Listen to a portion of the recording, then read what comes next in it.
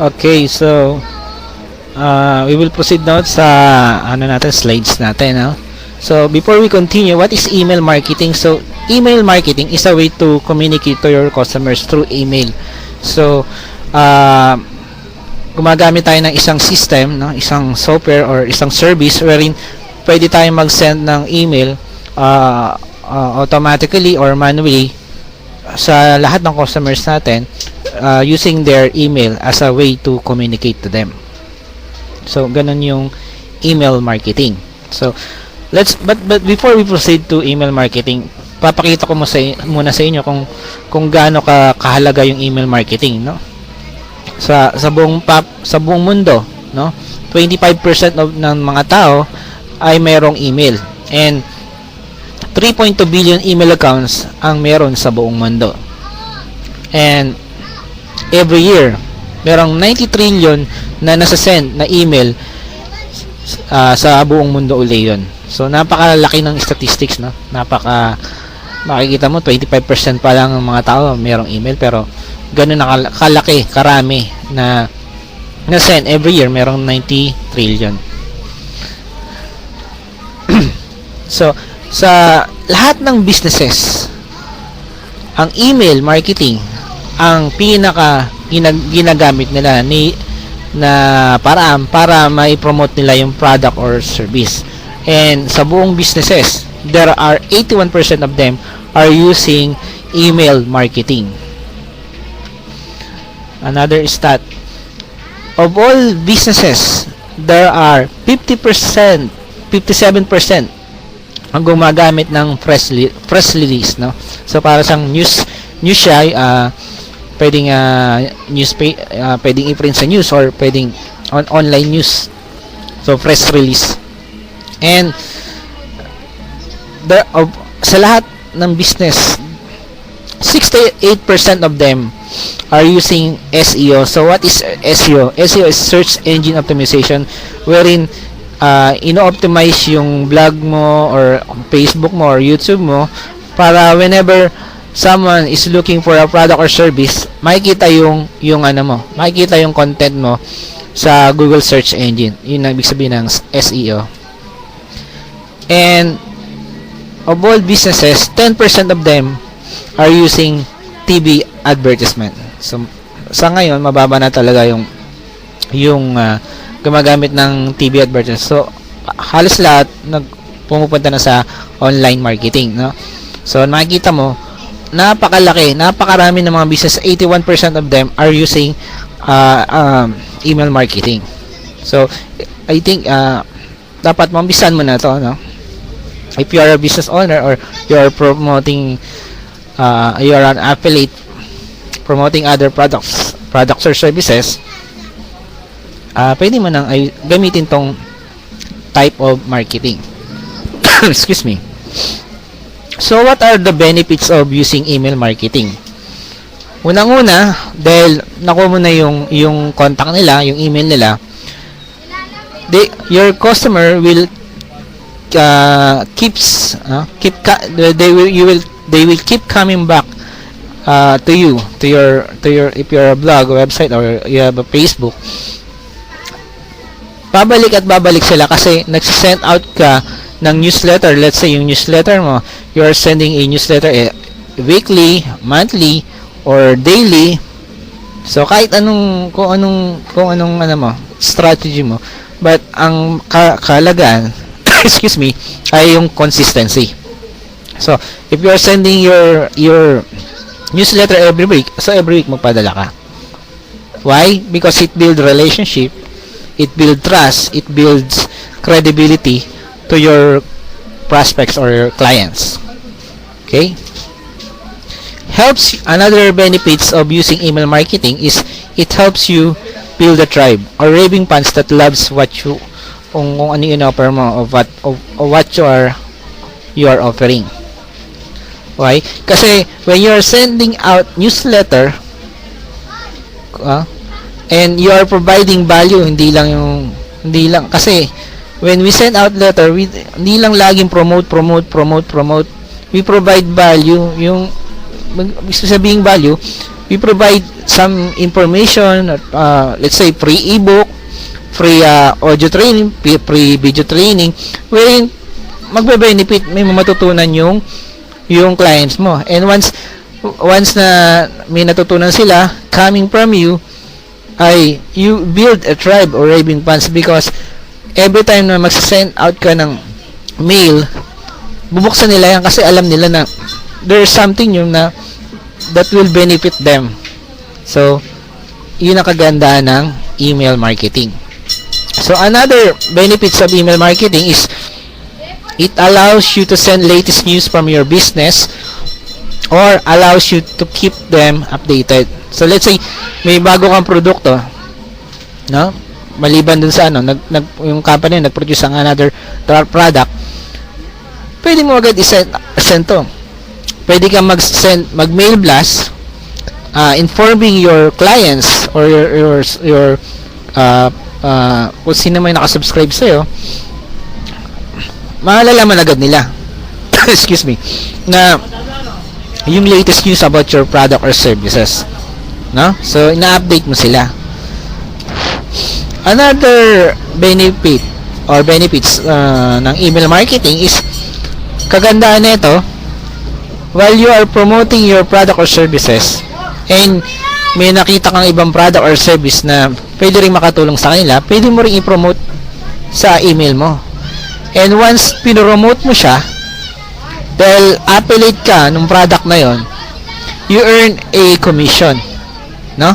So yun ang kagandahan ng email marketing. Okay? So ano pa yung kagandahan, ano pa yung benefits? Isa pang kagandahan ng email marketing, let's say nag-produce ka ng isang advertisement. Let's say nag-post ka sa Facebook, nakita nila maganda yung pino-promote mo. And nakita nila yung sales letter o nakita nila yung business na pino-promote mo. But ang problema is they are not yet ready, no? Let's say ang ready, that time that they're ready is 12 o'clock and it's only 3 o'clock or it's 6 o'clock pa lang. So because na capture mo yung contact nila, yung email nila, and you are constantly communicating with them, you are constantly providing value to them, by the time that na dumating na sila sa 12 o'clock, let's say you are offering a business, no? Nasa network marketing ka, you are offering a business para mapag-start ng business yung tao, and dumating yung time na gusto na nila mag-business. Since dahil nagipag-communicate ka sa kanila, no? Nagsasend out ka ng letter, nagbi-build ka ng relationship, you build your trust, you build your credibility with them. By the time na naisip na nang magbibusiness sila, sino unang iisipin nila? It's you. Why? Because you are constantly communicating with them, and because of that, alam nila na ikaw yung trusted, ikaw yung mapagkakatiwalaan, ikaw yung nakakaalam kung paano gawin yung gusto nila kasi binibigay mo kung ano yung kailangan nila. So, ang ultimate benefits ng email marketing is you position yourself as a leader in your niche, no? Kung nasa network marketing ka, pinapakita mo sa subscriber mo, sa clients mo, na ikaw yung go-to person when it comes to network marketing. Pinapakita mo sa subscriber mo, sa list mo, na ikaw yung person na pwede nilang puntahan when, let's say you're selling house and lot, ikaw yung person na una-una nilang maisip na puntahan kasi you're building relationships to them, no? Yung nagsasend ka na, so ayun, you position yourself as a leader. Yun ang kagandahan ng email marketing, ultimate benefits of email marketing. Now, meron tayong different email marketing system, and makikita mo ito online. Unang-una is Aweber, meron tayong makikita GetResponse, iContact, Mailchimp, at marami pang iba. But for me, personally, I use Aweber, and it is easy to set up, easy to use, and in our susunod na mga training, if you want training about Aweber, post lang kayo sa baba kung may question kayo about Aweber. I'm gladly to help you to grow your home-based business. Okay? Now, paano ba gumagana yung email marketing? How it works? So, there are two ways para ano natin, no? Makakuha natin yung contact ng isang ng client natin or prospects natin. Yung una, meron tayong subscription form, which is usually makikita natin to sa mga website or blogs. Yung makikita sa right side, nakalagay doon enter your mail and email to get the latest update or get your freebies, ganon. So that is subscription form. Another one is yung tinatawag na squeeze page. Squeeze page is just a page wherein wala kang ibang makiklik kundi mag-enter ka lang ng name and email.